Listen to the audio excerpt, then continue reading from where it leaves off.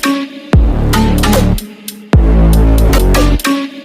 Hind everyone, I welcome you again to the university. तो अब आज हम लोग देखेंगे लॉ ऑफ प्रॉपर्टी, जो हमने पिछले लेक्चर में स्टार्ट किया था पार्ट 1 में। अब उसके आगे के हम चीज़ें देखते हैं जो आपके चैप्टर में दिए हुए हैं। ठीक है, तो फर्स्ट लेक्चर से आई होप आपको याद होगा कि हम लोगों ने वहाँ पर डिस्कस किया था transfer of property act, sale of goods act, movable immovable properties, और फिर हम लोगों ने देखा था एसेंशियल्स ऑफ वैलिड ट्रांसफर, कि ट्रांसफर कौन कर सकता है। ठीक है, और एक वैलिड ट्रांसफर के क्या एसेंशियल्स होते हैं। ठीक, तो ट्रांसफर मतलब होता है कि किसी एक चीज़ की ओनरशिप किसी दूसरे को दे देना। ठीक, सिंपल सी बात है। Ownership of one thing being given to somebody else, एक चीज़ की, किसी भी वस्तु की मालिकाना हक किसी दूसरे को दे देने को हम कहते हैं ट्रांसफर। ये आप एकदम दिमाग में रख लीजिए। ठीक है, ट्रांसफर। ठीक, ओनरशिप है आपकी, ओनरशिप एक से दूसरे व्यक्ति के पास पहुंच जाती है। ठीक, इसको हम कहते हैं, ये जो प्रोसेस होता है इसको कहते हैं हम ट्रांसफर। ठीक है, अब देखिए यहाँ पे दो पार्टीज हैं, ये ओनरशिप इसके पास थी और यहाँ पर चली गई, दो पार्टीज हैं। ये व्यक्ति कहा जाता है ट्रांसफरर, ये व्यक्ति कहलाता है ट्रांसफरर, और जिसको ट्रांसफर होता है वो कहलाता है ट्रांसफरी, ये कहलाता है ट्रांसफरी। तो एक तो आपको ये चीज बिल्कुल याद रखनी है कि ट्रांसफरर कौन होता है और ट्रांसफरी कौन होता है। ठीक है, ये इसमें भी कभी कभी एमसीक्यूज आ जाते हैं। ठीक,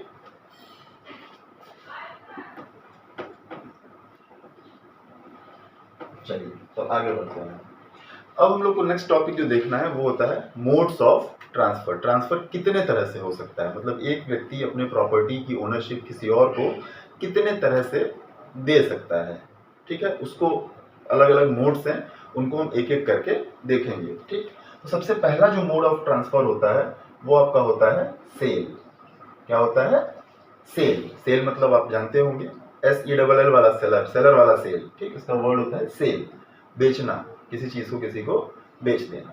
ठीक, तो उसको टेक्निकलिटी में ना जाते हुए एकदम व्यावहारिक तरीके से समझने की कोशिश करते हैं कि आप अपने को ले लीजिए, आपको अपनी कोई सामान, अपना कोई चीज, कोई प्रॉपर्टी किसी को बेचना है। ठीक, ऑब्वियस सी बात है, उस प्रोसेस में ये हो रहा है कि ओनरशिप आपके पास से अब दूसरे आदमी के पास चली जाएगी, जिसको आप देंगे सामान। ठीक है, राइट, इसको कहते हैं सेल। ठीक, तो इसमें दो पार्टीज होंगी। ठीक, एक पार्टी होगी जो सामान बेचेगी, जो आप हैं, और दूसरा जो सामान को खरीदेगा, मतलब जिसको आप प्रॉपर्टी बेचेंगे। दो पार्टीज हो रही हैं, एक हो रहा है सेलर और एक हो रहा है बायर। तो ये आपको यहाँ पर सबसे पहले याद रखना है कि एक सेलर होगा और दूसरा होगा बायर। और बहुत कॉमन सेंस की बात है कि इसमें सेलर कौन है और बायर कौन है। जिसकी प्रॉपर्टी है, जो बेच रहा है, वो सेलर है, और जो खरीद रहा है वो बायर है। ठीक, अब देखिए, ये कुछ देंगे, उसके बदले इनसे कुछ लेंगे।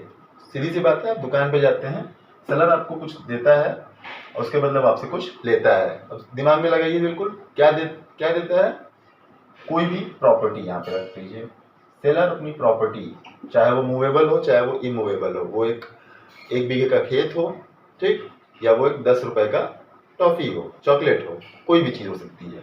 तो सेलर अपनी प्रॉपर्टी बायर को देता है और बायर उसके बदले उसको क्या देता है? मनी। क्या देता है? मनी।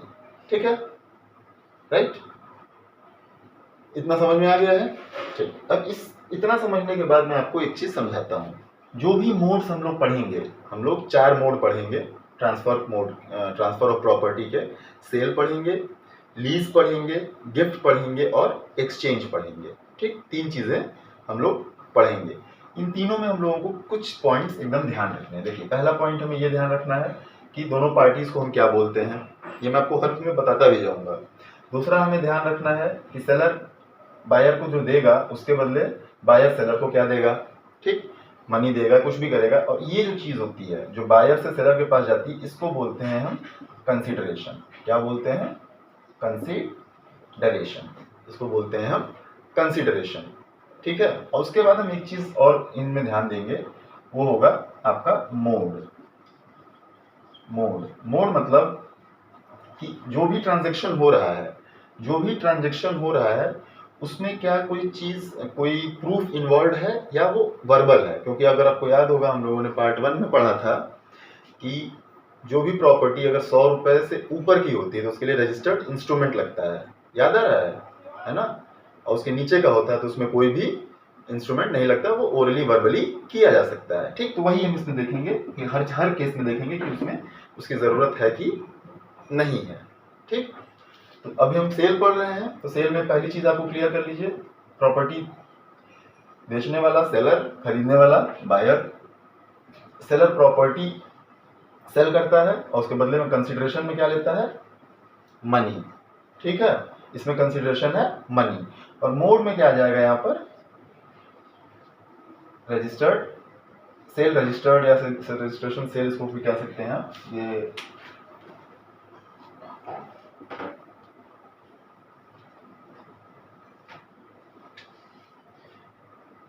सेल इंस्ट्रूमेंट कहते हैं इसको, सेल इंस्ट्रूमेंट।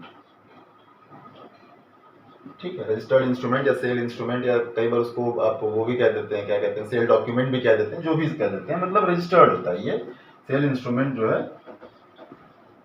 ये रजिस्टर्ड होता है, ये आपको बस याद रखना है। इतनी चीजें आपको सेल के बारे में याद रखनी है। फिर से बता दे रहा हूँ, बेचने वाला सेलर, खरीदने वाला बायर।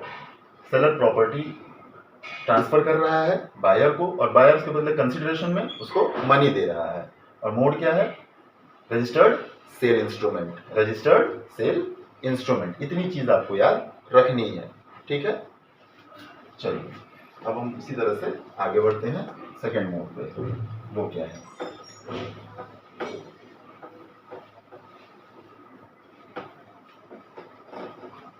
सेकेंड मोड हमारा है लीज।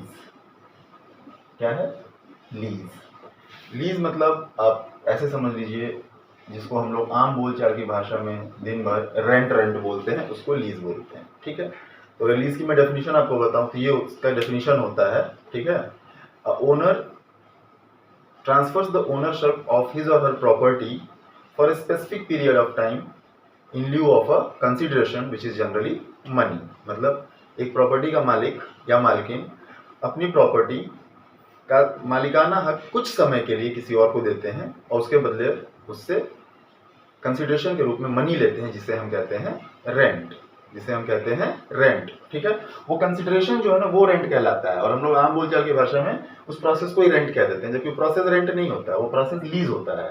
ठीक, उसमें जो कंसिडरेशन होता है वो रेंट होता है। ठीक, देखिए अब यहाँ पर पार्टी 1 है और पार्टी 2। ये वो व्यक्ति जिसकी प्रॉपर्टी है और ये व्यक्ति जो प्रॉपर्टी लेगा। तो ये कौन होता है, ये कहलाता है इसमें लेजर, लेसर, LESSOR। और ये व्यक्ति जो प्रॉपर्टी को लेता है वो कहलाता है लीजी, LESSEE। ठीक, देने वाला लेसर, लेने वाला लीजी। ठीक है, अब इनके बीच में भी संबंध बनेगा भाई।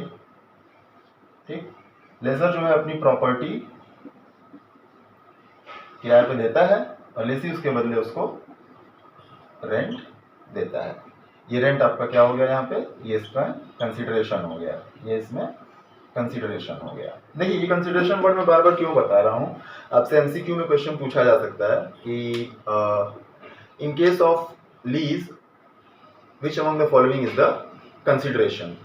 ठीक है, तो उसमें लिखा रहेगा आपका selling price, rent, property, any other property, none of the other. तो उसमें आपको याद रखना चाहिए कि रेंट होता है, लीज का कंसिडरेशन रेंट होता है। ठीक है, सेल प्राइस जो होगा, सेल प्राइस जो होगा वो किसका कंसिडरेशन होगा, तुरंत सोचिए अपने दिमाग में, वो सेल का कंसिडरेशन होता है। ठीक है, तो ये आपको इसलिए इस वर्ड का मतलब समझना है कि कंसिडरेशन मतलब है क्या, क्योंकि ट्रांसफर की डेफिनेशन ही यही है। ट्रांसफर की डेफिनेशन मैं आपको एक बार फिर से बता देता हूँ, transfer of ownership of one's property to other. एक व्यक्ति के प्रॉपर्टी की ओनरशिप की ट्रांसफर किसी दूसरे को इन ल्यू ऑफ ए कंसिडरेशन या in exchange of a consideration. ठीक, और वो कंसिडरेशन ही आपको पता होना चाहिए कि अलग अलग केसेस में अलग अलग कंसिडरेशन क्या होता है। जैसे सेल में कंसिडरेशन था मनी, ठीक है, जिसको हम सेल प्राइस कहते हैं, यहाँ पर कंसिडरेशन रेंट है। ठीक, इसका टेक्निकल नेम रेंट है। ठीक है, होता ये भी मनी के फॉर्म में है। क्वेश्चन जिस तरह से आते हैं उस तरह से मैं आपको ये चीज बताता चल रहा हूँ, ठीक है। और यहाँ पर भी आपका इसका मोड आएगा कि किस तरह से होता है, ठीक। इसमें मोड में आपका आता है लीज अग्रीमेंट। क्या आता है? Lease agreement. ये भी रजिस्टर्ड होना चाहिए, ये भी रजिस्टर्ड होना चाहिए, ठीक है। तो ये इतनी चीजें हो गई आपकी लीज के बारे में, राइट। चलिए आगे बढ़ते हैं।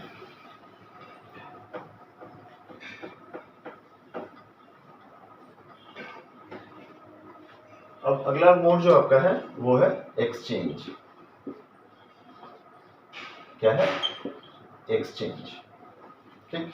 एक्सचेंज मतलब आप भी जानते हैं, बहुत लिटरल मीनिंग इसका एक्सचेंज का क्या होता है? बदला बदली, अदला बदली, ठीक है। किसी चीज के बदले कोई चीज दे देना। ऐसे कहते हैं ना कि लाओ यार हम लोग अपनी पेन एक्सचेंज कर लेते हैं, या लाओ अपनी शर्ट एक्सचेंज कर लेते हैं। फ्रेंड्स अक्सर करते हैं ऐसा, कुछ भी चीज आप एक्सचेंज कर लेते हैं, मतलब अपनी कोई प्रॉपर्टी दे करके दूसरे की प्रॉपर्टी उसके बदले ले लेते हैं, ठीक, राइट। एक्सचेंज में, ठीक है।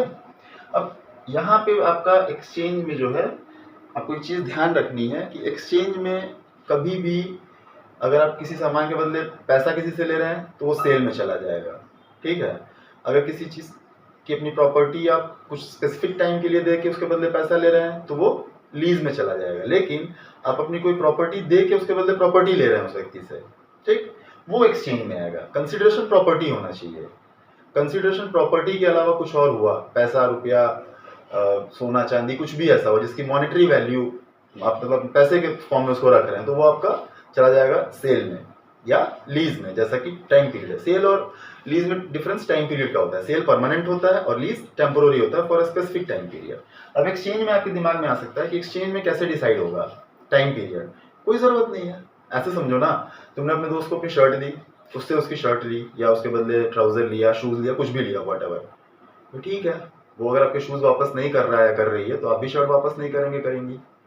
खत्म हो गया, अगर परमानेंट हो गया तो परमानेंट चलेगा, ठीक है। और अगर कुछ दिन बाद बात हुई कि हाँ भाई चलो अपना सामान अपना अपना वापस ले ले, तो वापस ले लेंगे, है ना, गेटिंग, ठीक। अब इसमें देखिए पार्टीज जो है आपकी, एक पार्टी होती है जो सामान देती है और दूसरा उसके वजह सामान देती है। अब देखिए यहाँ पर इन पार्टीज का अलग अलग नाम नहीं होता है। इसका लॉजिक है, इसका लॉजिक ये है कि यहाँ पे दोनों लोग तो प्रॉपर्टी अपनी अपनी दे रहे हैं ना एक दूसरे को, है ना, तो इसलिए यहाँ पे अलग अलग नाम नहीं रखे गए हैं। यहाँ पे सीधा सा होता है दोनों अपनी अपनी प्रॉपर्टी ही एक दूसरे को एक्सचेंज कर लेते हैं, एक दूसरे को एक्सचेंज कर लेते हैं, और ये प्रॉपर्टी आपकी हो जाती है कंसिडरेशन, ठीक। और यहाँ पर आपका मोड होता है it can be non registered, it can be non registered. यहाँ पे कोई जरूरत नहीं है किसी इंस्ट्रूमेंट की रजिस्टर कराने की, ठीक है। बहुत आसान सा ही एक्सचेंज, बहुत ही अच्छा एक मोड होता है। एग्जामिनेशन पॉइंट ऑफ व्यू से इसके क्वेश्चंस जनरली इस पर वो नहीं पूछेंगे, बट एक क्वेश्चन ये बन सकता है कि वो एग्जांपल एक केस स्टडी टाइप में दे देते हैं कि ए ने अपनी शर्ट बी को दी और बी से उसके बदले में उसके जूते ले लिए, तो ये इसमें कंसिडरेशन क्या है, ठीक। तो उसमें आप कंसिडरेशन क्या है में आपको ध्यान रखना है कि दोनों चीज़ें कंसिडरेशन है। ए के लिए शूज कंसिडरेशन है, ठीक, और बी के लिए शर्ट कंसिडरेशन है ना, क्योंकि दोनों ही एक एक सामान अपना दे रहे हैं दूसरे सामान के बदले। यहाँ पे बस यही थोड़ा सा आपको ध्यान रखना है कि यहाँ कंसिडरेशन दोनों पार्टीज के लिए कंसिडरेशन कहलाता है, ठीक, सिर्फ एक पार्टी के लिए नहीं कहलाता है। अब इसके बाद हम लोग आ जाते हैं गिफ्ट पे। कहाँ जाएंगे? गिफ्ट पे, ठीक है। अब गिफ्ट क्या है आप सिंपली जानते हैं, आपका बर्थडे आता है आपको गिफ्ट मिलता है, आपके फादर मदर किसी बात से खुश होकर आपको गिफ्ट देते हैं, ऐसे ही किसी भी मौके पे गिफ्ट होते हैं। गिफ्ट आप किसी से लेते हैं तो उसको पैसे तो देते नहीं है, सीधी सी बात है ना। या गिफ्ट कोई टेम्पोररी टाइम पीरियड के लिए भी नहीं होता है, या गिफ्ट के बदले आप गिफ्ट भी नहीं देते हैं। हालांकि आजकल एक सिस्टम चल रहा है रिटर्न गिफ्ट का, मैं देख रहा हूँ आजकल बच्चों के बर्थडे वगैरह में, आजकल तो कई जगहों पे ऐसा हो रहा है। लोग जाते हैं अपना, उसके बाद रिटर्न गिफ्ट में कुछ दिया जाता है, बट हम उसमें नहीं जाएंगे। वो नई नई सभ्यताएं विकसित हो रही हैं, तो उसके हिसाब से हम पढ़ाई लिखाई को चेंज नहीं कर सकते। गिफ्ट मतलब सीधी सी बात है, दो पार्टीज होंगी, ठीक है, ये पार्टी इनको कुछ देगा, जो वो कुछ होगी प्रॉपर्टी, और उसके बदले में ये इससे कुछ भी नहीं लेगा, कुछ भी नहीं लेगा। मतलब यहाँ कंसिडरेशन नील, कोई कंसिडरेशन यहाँ पर नहीं होता है, यहाँ कुछ भी कंसिडरेशन में नहीं रखा जाता है। और मोड की जब हम बात करते हैं, जब हम बात करेंगे यहाँ पे इसकी मोड की, कि मोड क्या होता है यहाँ पे इसमें गिफ्ट में कंसिडरेशन किस तरह से होता है, तो इसमें एक चीज़ आपको ध्यान रखनी है कि जो इमूवेबल प्रॉपर्टीज होती हैं, जो इमूवेबल प्रॉपर्टीज होती हैं उसमें रजिस्टर्ड इंस्ट्रूमेंट की ज़रूरत पड़ती है, उसमें रजिस्टर्ड इंस्ट्रूमेंट की ज़रूरत पड़ती है। जैसे अगर आप अपने ज़मीन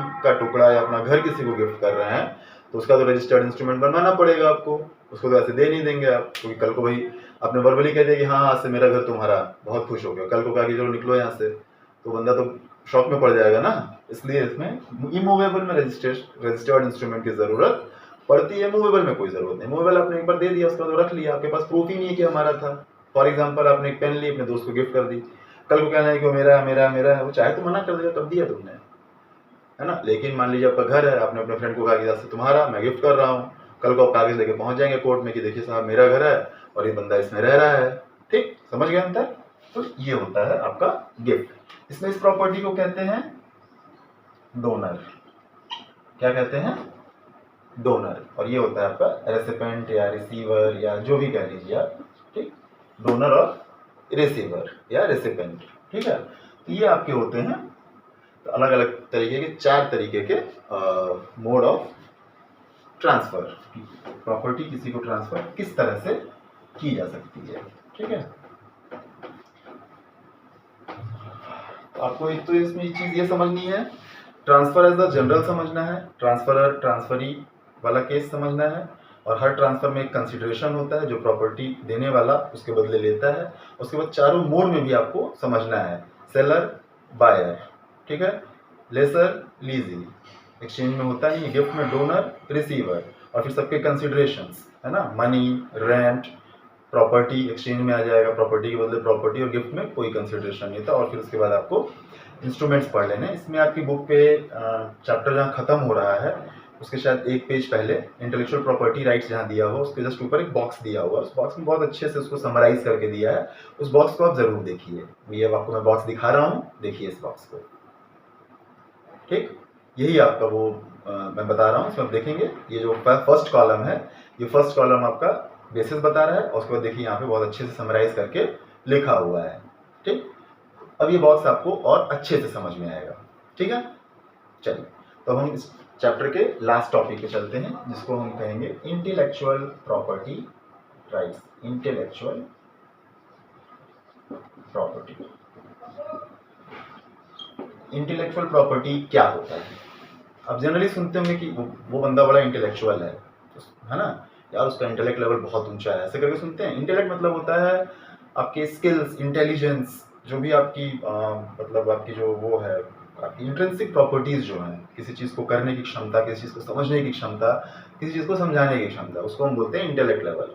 उससे रिलेटेड जो भी काम आप करते हैं वो आपकी अपनी प्रॉपर्टी है। जैसे मैं कोई किताब लिखूँ तो मैंने अपने इंटेलेक्ट के बल पे लिखा, राइट, अपनी इमेजिनेशन, अपनी राइटिंग स्किल्स के बदले मैंने यूज़ करते हुए, क्रिएटिविटी को यूज़ करते हुए मैंने किताब लिखी, तो अब तो मेरी प्रॉपर्टी हो गई ना। अब देखते हैं हर किताब एक राइटर का नाम लिखा होता है कि नहीं। मैंने जैसे आप यूट्यूब पे देखते हैं बहुत सारे लोग क्रिएटिव वीडियोस बनाते हैं, मतलब कार्टून एनिमेशन वगैरह बहुत सारी चीज़ें करते हैं, वो भी आपकी क्रिएटिविटी है, वो भी इंटेलेक्ट लेवल से बनाया गया है, वो भी उसकी प्रॉपर्टी है, वो किसी और को नहीं यूज़ करने देगा। सिंगर्स गाना गाते हैं, कंपोजर्स गाना लिखते हैं, फिल्म मेकर्स मूवी बनाते हैं, तमाम तरह की चीज़ें ऐसी होती हैं, डिज़ाइनर्स डिज़ाइन करते हैं, तो सब इंटेलेक्चुअल प्रॉपर्टी में आता है, क्योंकि वो प्रॉपर्टीज़ हैं जो कि आपने अपने बुद्धिमत्ता, अपने स्किल, अपने सोच, क्रिएटिविटी के बल पे बनाई है। ठीक है, तो अब इस सेक्शन में हम देखेंगे कि वो किस किस कैटेगरी में आते हैं, ठीक, उनको कैसे प्रोटेक्ट किया जाता है, यही हमें समझना है। जैसे मान लीजिए मैंने किताब लिख दी और वो मेरी प्रॉपर्टी तो हो गई, बट कल को कोई अगर उसी किताब को छाप के बेचने लगेगा तो मैं कैसे प्रूव करूंगा कि वो किताब मेरी है?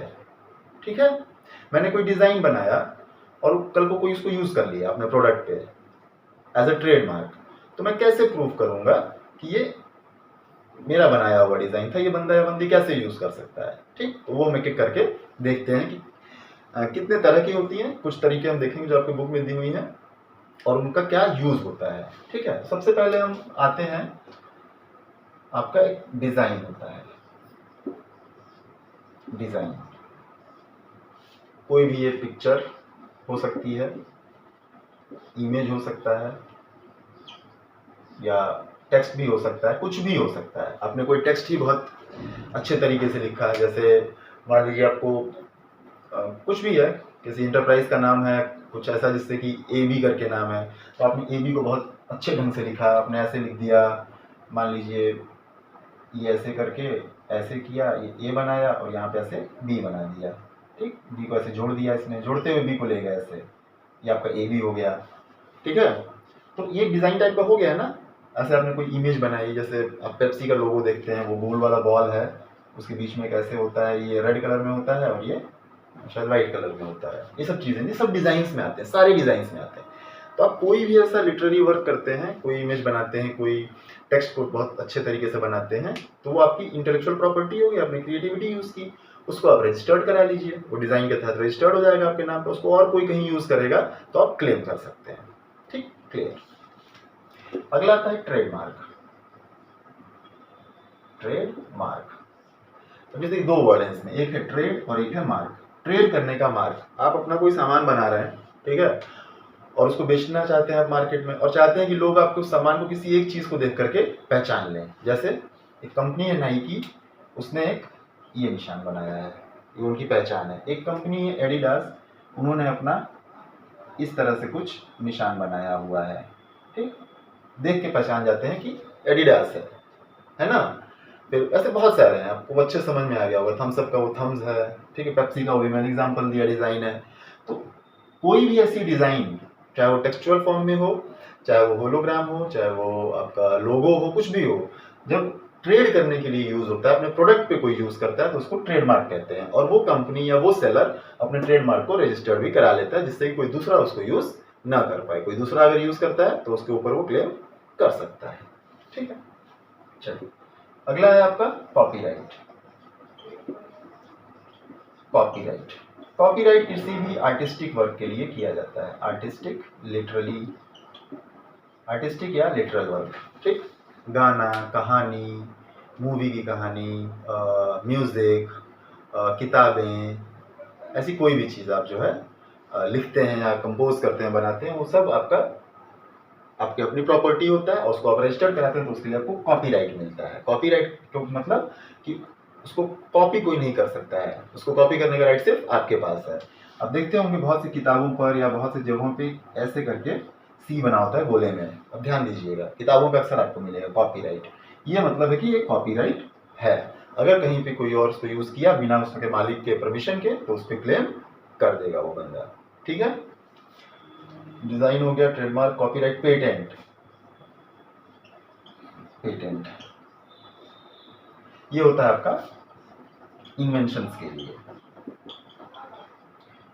इन्वेंशंस के लिए होता है। आपने कोई नई चीज़ बनाई, ठीक है, आपने कोई बाइक बना दी जो पानी से चलती है, आपने कोई कुछ भी बना दिया, ऐसा मोटर बना दिया, कोई जनरेटर बना दिया आपने जो कि हरी पत्तियों से चलता है, ऐसा अगर कुछ भी आप ऐसी नई चीज़ बना रहे हैं, तो उस नई इन्वेंशन का पेटेंट कराया जाता है।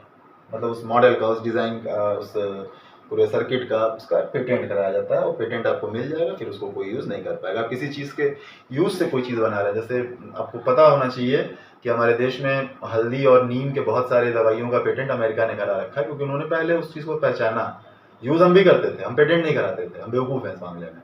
उन्होंने पेटेंट करा लिया, ठीक, और अब वो उसको पेटेंट के तौर पर उसके मज़े कर रहे हैं, क्योंकि पेटेंट की हुई चीज़ अगर हम यूज़ करना चाहेंगे तो हमें ओनर से उसके परमिशन लेनी पड़ेगी, और परमिशन के बदले वो कितने भी पैसे हमसे मांग सकता है। ठीक है, चलिए अब इसके बाद एक आता है ज्योग्राफिकल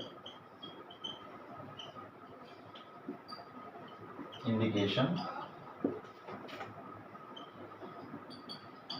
ज्योग्राफिकल इंडिकेशन जिसको हम शॉर्ट में बोलते हैं जीआई टैग। जीआई टैग कोई भी प्रोडक्ट या कोई भी प्रोडक्ट ही नहीं, कोई भी ऐसी चीज़, चाहे वो आपका कोई एक्ट हो, कोई प्रोडक्ट हो, कोई सर्विस तक, जो कि किसी ज्योग्राफिकल जगह से रिलेटेड है, ठीक, किसी जोग्राफिकल जगह से रिलेटेड है और अगर उसको उस जगह का जीआई टैग मिल जाता है तो अब उसका कोई और जगह के लोग उस नाम को यूज़ नहीं कर सकते हैं। ठीक है, जैसे उसको एग्जाम्पल से समझा जाए, आपने सुना होगा बंगाल के रसगुल्ले सुने होंगे। ठीक है, रसगुल्ले जो होते हैं, अब वो जिसको कंफ्यूजन है कि रसगुल्ला कौन सा वाला, काला वाला कि सफ़ेद वाला, तो हम आपको बता दें कि रसगुल्ला सफ़ेद वाले को ही कहते हैं, करिया वाले को गुलाब जामुन कहते हैं। ठीक है, वो गुलाब जामुन होता है और रसगुल्ला नहीं होता है। ठीक, तो रसगुल्ला जो है आपका रसगुल्ला बंगाल, वेस्ट बंगाल का ऐसा था कि बहुत फेमस है, बहुत अच्छा बनता है, ऐसा वैसा करके, तो उसको उस जोग्राफिकल जगह का टैग मिल गया, GI tag, geographical indication tag, कि इस रेसिपी से बने हुए रसगुल्ले को कोई ये नहीं कहेगा कि हाँ ये यूपी का रसगुल्ला है, ये कश्मीर का रसगुल्ला है, ये बंगाल का ही रसगुल्ला कहा जाएगा। जैसे आपका मुजफ्फरपुर की लीचियाँ हैं बिहार में, या बनारसी साड़ियाँ हैं, या बहुत सारी चीज़ें हैं ऐसी आप ढूंढेंगे। हाँ, भदोही की कालीन है। ठीक, आपके नासिक के ऑरेंजेस हैं, तिरुपति मंदिर के लड्डू हैं।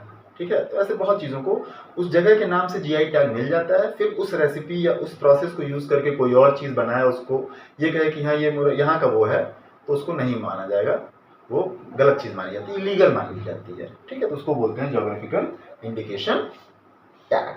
ठीक, तो ये आपके इंटेलेक्चुअल प्रॉपर्टीज के एग्जांपल्स हैं और किस तरह से वो राइट्स को, ओनर के राइट्स को सेव करते हैं। ठीक, तो इसके साथ आपका लॉ ऑफ प्रॉपर्टी चैप्टर खत्म हो गया है। अब इसके बाद हम लोग नेक्स्ट चैप्टर में चलेंगे, जो आपका इसी यूनिट 2 का चैप्टर नंबर 2 होगा। ठीक है, और अगर कुछ डाउट रहता है तो as usual you can mention it in the comment box. I will definitely try to solve it.